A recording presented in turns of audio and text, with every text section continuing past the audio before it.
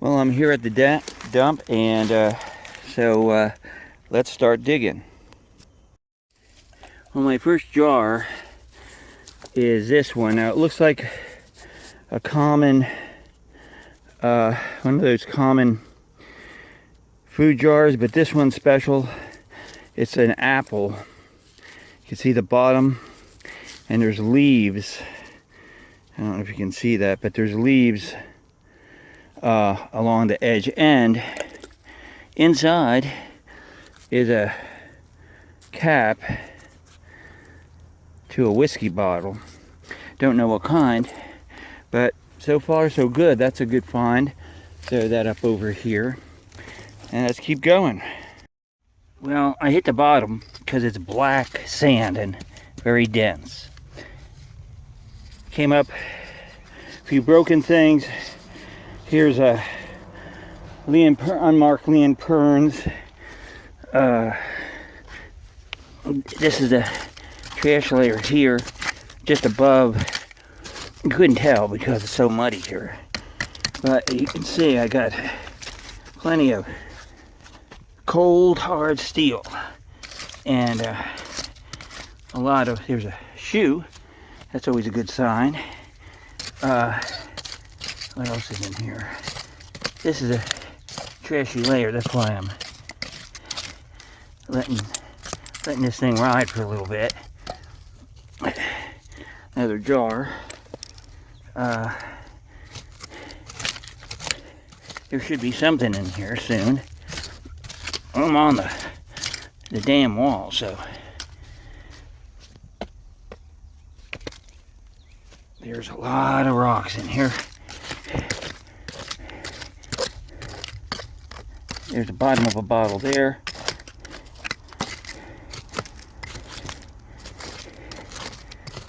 There's a lot of daggone bricks around there. So we'll just go underneath. I don't think there's going to be anything in there. Yeah, it's just a jar. So let me keep digging this out, and we'll be back. Well, my first significant score is a Coke, and we'll know that it is a 1923. Let's see what the real date is on this. Usually they can get accurate here. If I can, there it is. It looks like a 19, if you can see that, 1934. So a 1934 local Coke. That is what I'm looking for. So we went on that one. There's a big thick happy layer right in here. You can see there's another bottle right there. So just for the hell of it, let's dig this one out. It looks like a whiskey. Yeah, it looks like a Lord Calvet, and it is. It's a Calvet. They're shaped like that. They're not really impressive, but it's a good sign that we're in the bottles, so let us keep going.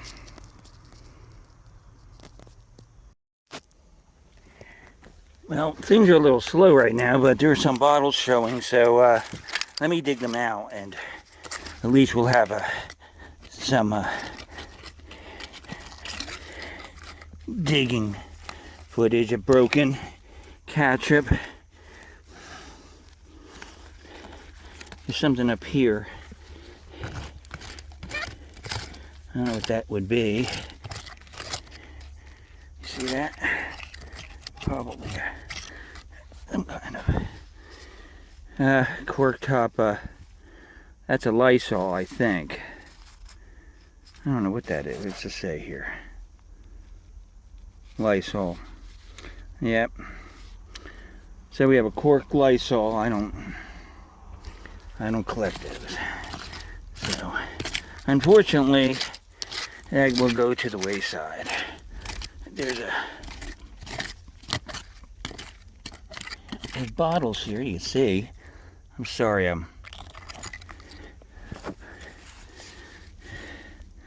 that's medicine.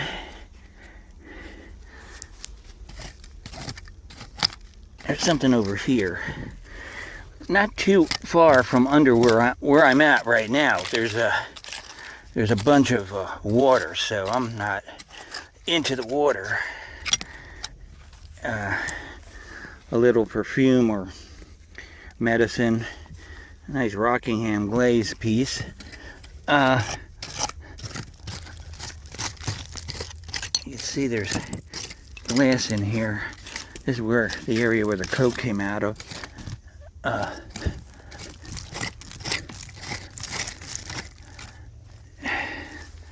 don't know what that is.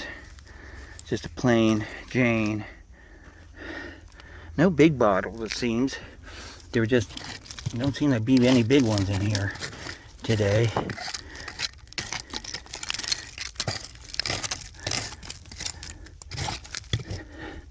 This burned area.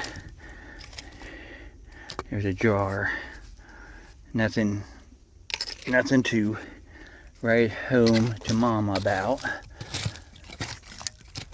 There's another. Well, I'm not going to waste my battery on this, so let me dig this out and see what comes up next. I don't know what else is left in here, but we'll see.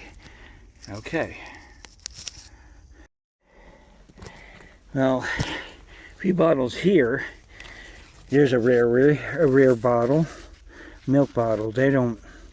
I rarely see them in this place, so that's a rare one. But here's some stuff in here. This is a chipped up glass. This here is a bottle stuck in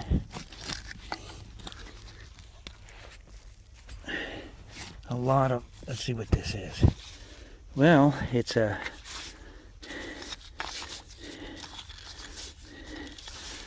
amber an amber beer bottle. So that's a little disheartening. I thought that had embossing on it, but apparently not. I don't know what this would look like. Well, this hole looks a little, I'm going to dig deep into it. It just has a lot of bricks. There's a lot of stuff like metal and bricks, along with, the occasional bottle. But when I say the occasional bottle, I mean it, because if you can look, you can see I'm not hitting any glass right now. Okay, I'm going to shut down and see what we get. Well, I brushed this off already, so I know what it is. A 2, 4, and 10 Dr. Pepper debossed soda. Okay, 2 on the board. I found another Coke. It was not a hot one. But it was in this area that I'm finding them. You can see there's the other Coke. There might be more in here, seeing that these sodas they're in pockets. And when they're in pockets like this, that's a good sign. There's something else right there in the roots, but I think I know what it is. Maybe I don't know what it is.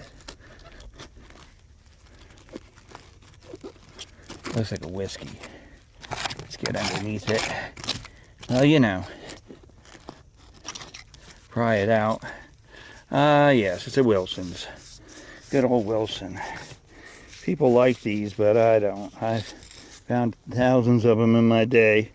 Very, very popular whiskey. It probably was good. If you drank whiskey, it probably was the best you can get. Because people sure like this stuff. But I don't drink, so I don't know. What's this?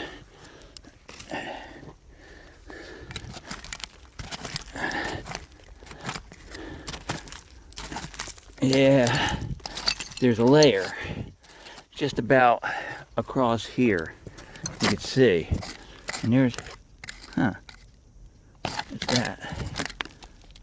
Looks like there's a chip on the lip, but we'll see what this is.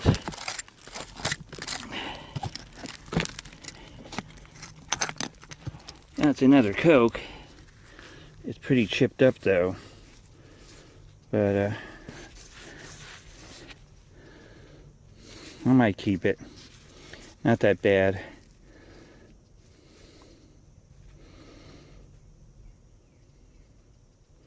I don't know where it's from. It's a South Carolina. Maybe it's a Riesling, I don't know. We'll put that up there. There's another one of those happy medicines. Yeah, they seem to be up in here, which is odd because behind me, the hole I was digging, they were down in the deep part. Here they're not. They're up on the high part. So, at any rate, well, I'm going to keep going. I'm going to dig all this out and see if I can find some more. See you later. Well, I was wondering when these were going to show up. I've got, you can see, I don't know if you can see it very well, but I've got a little peewee here. It's a little swirl peewee, green and copper color. Cool little marble. I didn't see any today until now. So good show with that. Let's keep on going. Well, seems like there's a lot of bottles in here, so let's do a live dig.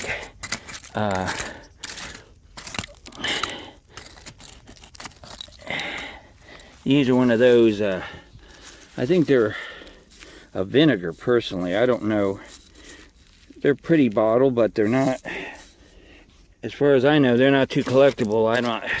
I know I don't collect them, and I see them quite often. This area is Brick City, but there are bottles in here, so let's see what we can come up with. It's all in this one little section, along with the bricks. Here's a bottle right here. This looks interesting. What is this? Oh, this is an unmarked. These are Ed Panuds. But in the 30s, they took away the embossing. It used to be a basket on there, and that's so that Ed Panud was a false alarm. But there's so many of these jars in this section. I'm in a, here's something interesting. A big white milk glass jar. I don't really collect them. If I can find something to use them for, I would, but generally they're not that big of a deal. So now you can see I've got a lot of debris in here and a big jar. So let's pull this guy out. He's big, and that would be a good jar to put stuff in, so I'm taking him. You know, you saw that video, I hope. Anyway, I put one out about what I do with these jars, and whoa, look at that. Concrete City. And what I do with those jars is I like fill them up with stuff, that's little things that I find in the dump that I'd have no other further use for. So I keep these big jars. Other than that, you can use them for other things too. I use them to put ingredients for my glazes and all kinds of good stuff. So they are useful as long as they're not too messed up. Look at that one. That's really a cool little melted, and I think it might be damaged, but that's a cool jar. We got a section of debris in here. This is a big flower pot right there. You can see that. And things like that show up, it's a good sign, because that means other things smaller than it has survived. And to be honest with you, this dump usually isn't kind to larger bottles. It just isn't. There's another. These are common. Okay, I'm gonna pull this thing out. It's another jar, and if I find something cool, turn you on. Other than that, it's just a lot of the same. Okie doke.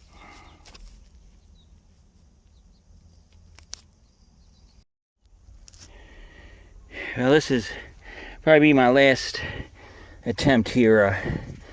So far, I got these little iodine and this strap-sided, I don't know what, but they came out of here, and there's bottles in here. I just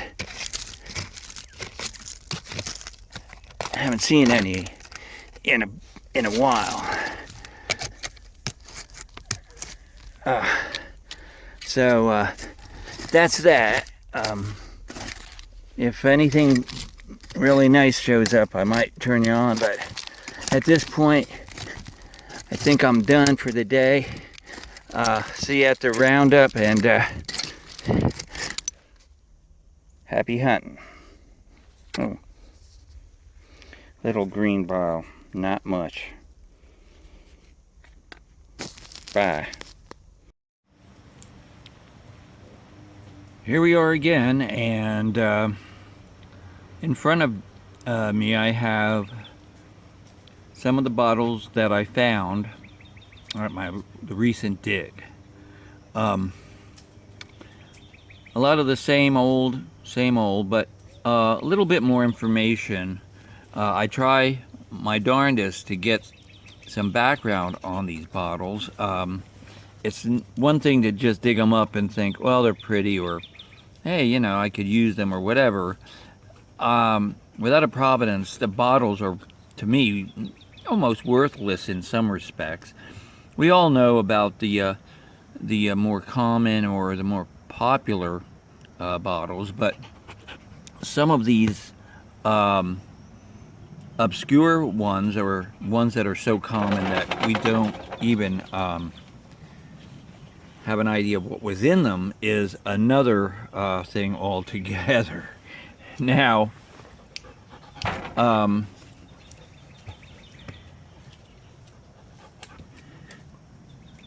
let's start with the bottles we know about, and then we'll go into the bottles we don't know much about, and the jars. We've got to differentiate between bottles and jars, because a lot of people just put everything in one big order, in one big bucket of, well, they're just bottles. But yeah, they're containers, but their shape has a purpose, and in the early days, the purpose was to not only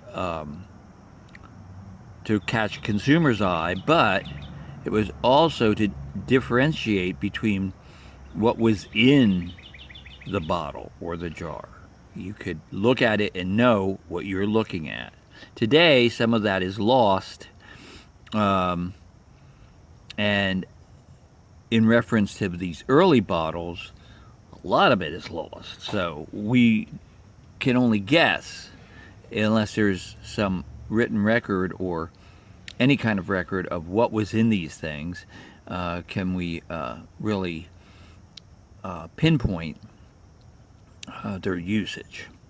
Let's go to the soda bottles because they're pretty obvious. Yet, 2, 4, and 10. Good old. The only product soda bottle that I know that became nationally known from Texas, and that is, of course, our debossed Dr. Pepper. Now, this one here is a Savannah bottle, and it's see in a circle, Cummings glass, I think. 1930s, probably late 30s. Nothing really too special about this bottle, except for the fact that it's collectible because of its unique embossing, and I have a bunch of these, so they're impressive. I always like to find them though because they are a cool bottle. Cokes, of course, we know. This one is, if you can see the date on that, if we can look at the date, you can see that it's a looks like a 1930. It's Lawrence glass, and it's probably a 1938, 36, or 38. But it's a local Ridgeland, and it's in pretty good shape. It's a little dirty. I've been cleaning it and needs a little bit more cleaning. And you know, it's a Christmas Coke. They're pretty common. This one here is interesting. It's damaged, and I wouldn't have taken it, but because of where it comes from. This is Georgetown, South Carolina, and I don't have a Georgetown, and that's what the purpose of collecting these. And it's in 1937, and the reason I collect these Cokes generally is try to see how many different towns I can get. So in South Carolina, Georgetown is way up just between, I get Williamsburg or Wilmington and Charleston, and in between you have Georgetown. What's unique about Georgetown is it is the oldest European settlement in South Carolina. I think it was 1526. The Spanish landed there and started a colony. It also, unfortunately, has the reputation of being the first European settlement to have African slaves brought to this continent. So, yeah, it has a bad rap for that, but they couldn't make it. The Spanish had a hard time with fever and you name it. They had a slave revolt, and the slaves took a powder and they went into the hinterland, joined up with a extinct Mississippian culture tribe. So it also reinforces the fact that a lot of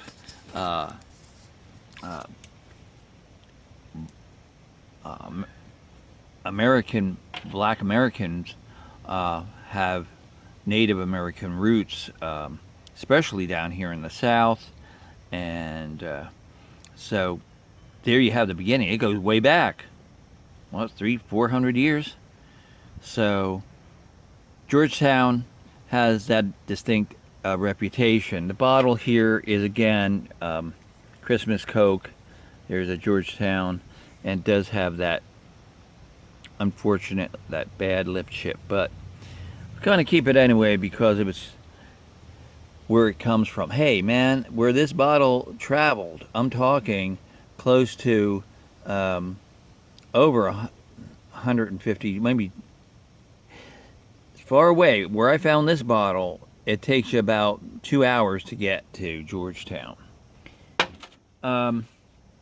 Here is one I can tell you about, and it is Apple Pie Ridge. It's a jelly jar, or a preserve jar, and it's shaped like an apple. You can see they have a little indentation, and they have the leaves in there. Now, this company was just like White House vinegar. They put out vinegar. Primarily, their product was apples, so it would be apple cider vinegar, apple preserves, and they all pretty much their products had some reference to apples. So they'd have apple leaves on them. Maybe I've never seen one with apples on them, but they were mostly figurals. So this one is a good example of that. These little bottles here are your common everyday cosmetic, except for this one. This is a Kellogg. I looked underneath and said, what the heck? Kellogg? What did they do? Well, this guy, Kellogg, he didn't just put out cereal. He was a health advocate and had a health spa. And apparently they put out products that were for enhancing, your health by putting out forms of vitamins, vitamin-infused products. So this is what that was. It still has the original cap, and it still has whatever that's in there. Water, it looks like, with a little bit of Kellogg infused juice or whatever. But you can see there's a Kellogg product right under there. So we know that's a vitamin of some sort. This is a extract bottle. The company, I forget, Libby, I think. So people would say, oh, it looks like a poison bottle. It has these lines on it. No. Not everything with lines is poison. This is an extract. And you can pretty much tell, like, common. This one, it says underneath, oh, it is an LNP products company. And I looked, and there's a lot of LNP. The only one that stands out is a flavoring company that put out lemon flavoring in Australia, and they made a soda and then a soda extract and cocoa in some now. But this is not it. This is probably just a nail remover or skin bracer, or could be anything. This is perfume or either nail remover. And this one, just because it's good in its deco style, and probably it's still sealed, and it has some real nasty looking stuff in that. Like I said, probably a cologne or a cosmetic of some sort. Let's just leave it at that. So I don't really know what went in here. There's a logo, I think, at the bottom, but damned if I can figure it out. CLLC. See, that's what I'm talking about. Like, I'd love to know what was in this bottle. It'd give it a little bit more value to me, but I spend hours looking at adverts, advertising from old magazines, newspapers. I look at thousands and thousands of advertising, and you always see the same old thing. You see advertising for Heinz, you see advertising for Sunkist, you see advertising for a lot of... I went through food products, because of this Kellogg guy and these jars, to find out what the devil were in these things. And, obviously there had to be a food product in here, This is a real nice one. I find these once in a while. I like that checkerboard, and it's a clean jar, so I might put some marbles in it or something. But it's just a really nice little jar. But I'll be damned if I know what came in these things.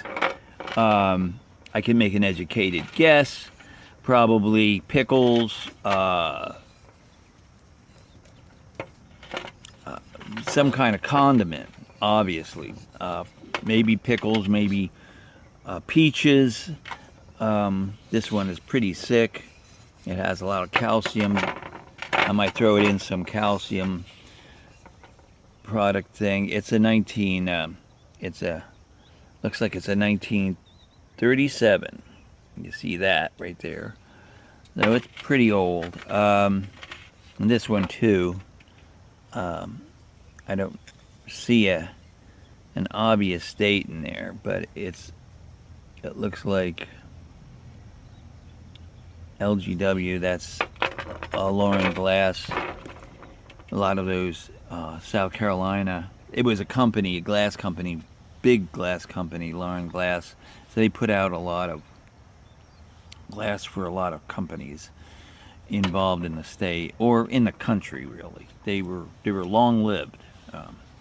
But yeah, what exactly went in there and who produced this, who bought this jar to put their products in, is a mystery. I took hours looking over photos and adverts for condiments, and Heinz is a big one, and it's possible, but I doubt it, because every 1920s and 30s Heinz advert that I saw had nothing close to looking like this. So, and I looked under Libby, I looked under Clark, I looked, you name it, all those companies, Arm & Hammer, what's the other big one? Armor, the meat company.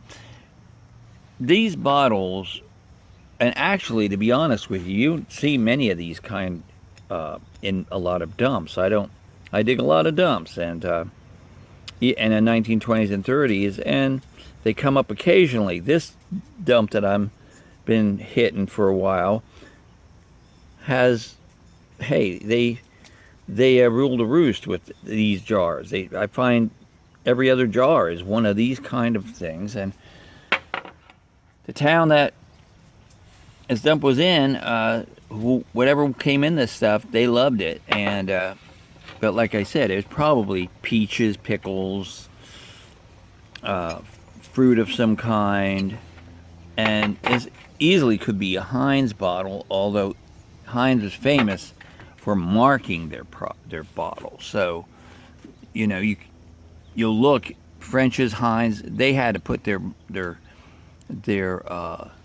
print on the bottle, so they just wouldn't just leave it like this, I don't think. Anyway, there we have it. My little sojourn out in the dump, and I've talked long enough about them. The weather's really nice, but how long it's going to stay this way is anybody's guess. Next week, if I can get out again, I will. I don't like digging in hot weather. For me, it takes a lot out of me, so it doesn't become fun. I like trekking around and all in the woods in the summer, as long as I don't avoid the ticks and the mosquitoes and the sandflies, all that fun stuff for the summer. Anyway, there we have it. If anybody has any information about any of these, you can drop me a line. You just, comment on my page. And if you found anything about these, I'd be curious to know what really came in those. Because, like I said, this stuff is pretty much a no-brainer. That was interesting to find out about the Kellogg thing.